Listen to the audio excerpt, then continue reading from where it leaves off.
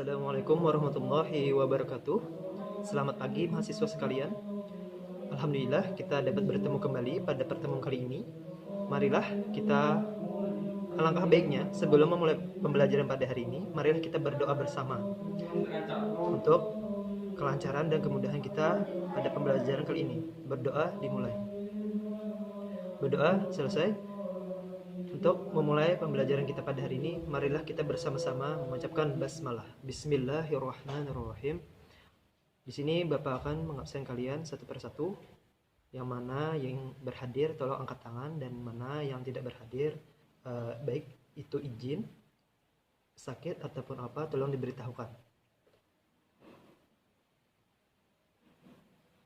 Dalam belajar, memang sering kita dapati kesusahan dan lelahnya dalam belajar. Namun buah manisnya kita menuntut ilmu di waktu muda, itu kita bisa rasakan di masa tua nanti. Oleh karena itu, kita tetap bersemangat selalu dalam menuntut ilmu, dan Bapak selalu mengingatkan agar kalian selalu terus belajar, dan belajar. Baiklah, kita memasuki pembelajaran pada hari ini. Bapak telah membagikan link, yang mana link tersebut untuk kita belajar pada hari ini. Hari ini kita akan mempelajari mengenai bagaimana sih indahnya bersedekah.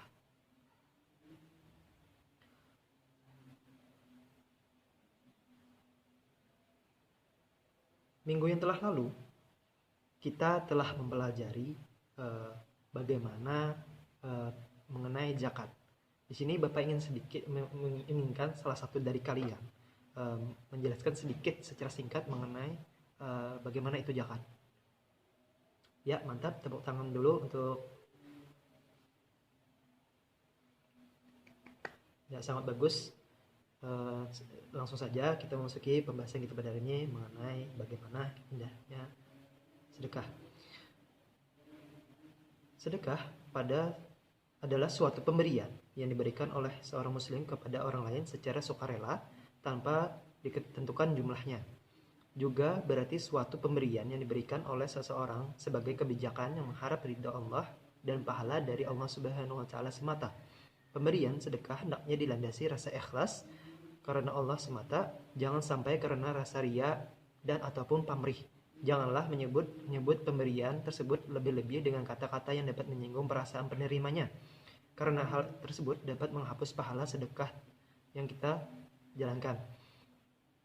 Bersedekah tidak harus menunggu sampai memiliki banyak harta kekayaan. Cukup memberikan sesuai kemampuan, asal dilandasi dengan kerelaan dan keikhlasan yang lahir dari dalam hati untuk membantu sesama. Tidak ada batasan berapa banyak yang harus dikeluarkan untuk bersedekah. Yang penting diberikan dengan ketulusan, semata-mata mengharap ridho Allah Subhanahu wa taala, maka akan mendapat balasan yang berlipat ganda. Oleh karena itu, sedekah hendaknya dilandasi dari hati secara ikhlas, baik itu banyak maupun sedikit, itu tidak apa-apa asalkan bermanfaat. Selanjutnya, hukum sedekah adalah sunnah muakkadah, yakni sunnah yang sangat dianjurkan. Namun, pada kondisi tertentu, sedekah bisa menjadi wajib. Sebagai contoh, ada seorang miskin dalam kondisi kelaparan yang datang kepada kita untuk meminta makanan. Keadaan orang tersebut memprihatinkan. Jika tidak diberi makan, dia akan sakit parah atau bahkan nyawanya bisa terancam. Sementara pada waktu itu, kita memiliki makanan yang dibutuhkan orang tersebut. Selanjutnya, pada kondisi demikian, memberikan sedekah berupa makanan kepada orang tersebut hukumnya wajib. Jika tidak dilakukan, maka berdosalah kita. Selanjutnya, hukum sedekah bisa berubah menjadi haram apabila kita mengetahui barang yang disedekahkan itu akan digunakan untuk kejahatan atau maksiat. Jadi, hukum sedekah bisa menjadi wajib dan haram. Itu tergantung pada situasi kondisi pada saat itu. Kalau kondisinya sangat dibutuhkan oleh orang lain, maka itu menjadi wajib, dan menjadi haram kalau digunakan tidak sesuai dengan keperluan dan tidak menjadi haram, wajib ataupun haram, dan di saat apapun itu menjadi sunnah. Selanjutnya Allah Subhanahu wa taala berfirman yang artinya, dan kamu tidak menafkahkan melainkan karena mencari keridhaan Allah, dan sesuatu yang kamu belanjakan kelak akan disempurnakan balasannya, sedang kamu sedikit pun tidak akan dianiaya. Quran surah Al-Baqarah ayat 272. Dari situ kita dapat memahami, kita bersedekah bukan berarti kita memberi nafkah, melainkan kita hanya niat karena Allah Ta'ala, yaitu untuk mendekatkan diri kita kepada Tuhan Sang Pencipta. Adapun ayat yang lain yang berbunyi yang artinya, dan bersedekahlah kepada kami, sesungguhnya Allah memberikan balasan kepada orang-orang yang bersedekah. Quran surah Yusuf ayat 88. Jadi orang yang bersedekah secara tidak langsung, harta mereka itu tidak berkurang melainkan bertambah, dan mereka mendapatkan balasan berupa pahala dari Sang Pencipta, yakni Allah Subhanahu wa taala.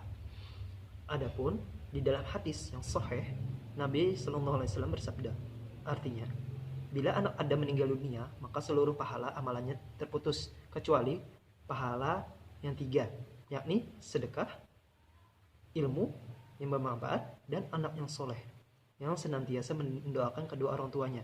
Quran surah At-Tirmidzi dan lainnya. Dalam hadis yang lain, Nabi SAW bersabda yang artinya, sesungguhnya sedekah itu dapat memadamkan murka Tuhan dan menghindarkan diri dari mati su'ul khotimah. Hadis riwayat Tirmidzi. Seseorang bisa tertegah matinya menjadi su'ul khotimah karena ia pernah bersedekah, dan pahala sedekah yang dia lakukan itu menjadi suatu penawar yang dapat memadamkan murkanya Tuhan kepada kita. Selanjutnya, syarat dan rukun sedekah. Rukun sedekah dan syaratnya masing-masing adalah sebagai berikut yang akan Bapak sampaikan.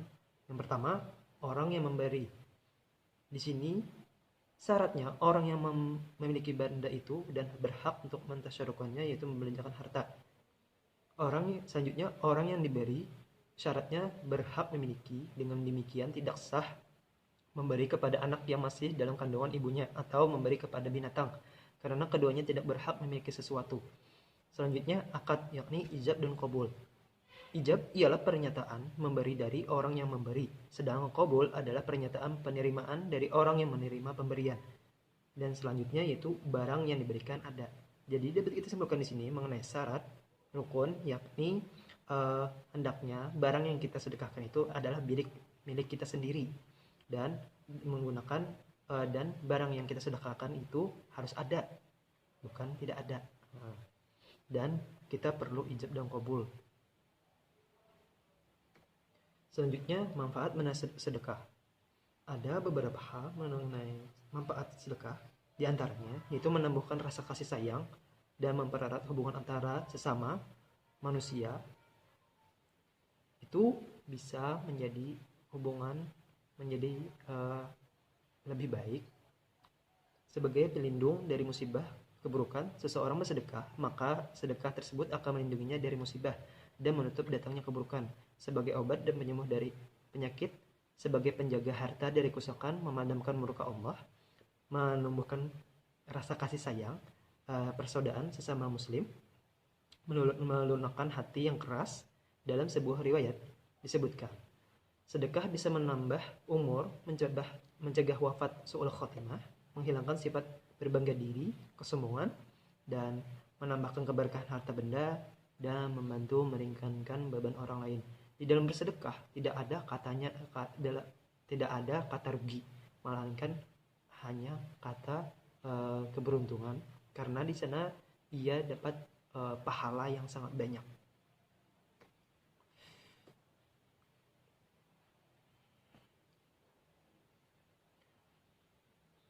Di sini Bapak sudah menyiapkan soal evaluasi yang mana kalian diperuntukkan untuk menjawab, yang akan Bapak bagi di dalam link yang telah Bapak sediakan.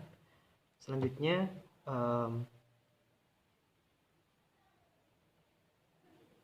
di sini kita akan melakukan sedikit tanya jawab. mengenai sedekah.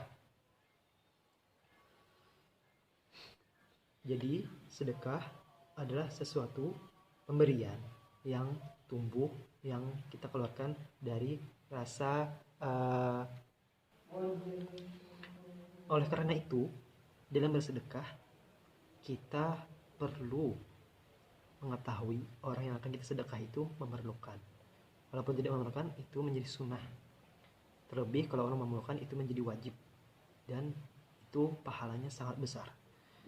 Untuk sampai di sini dulu, apa ada pertanyaan dari mahasiswa sekalian? Ya, Bapak rasa tidak ada. Insya Allah semuanya paham.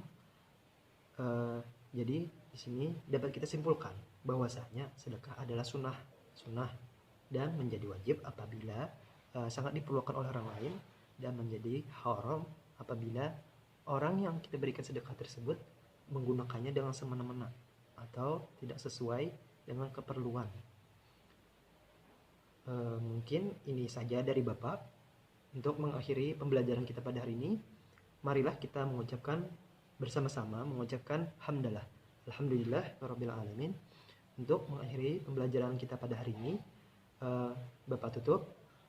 Assalamualaikum warahmatullahi wabarakatuh.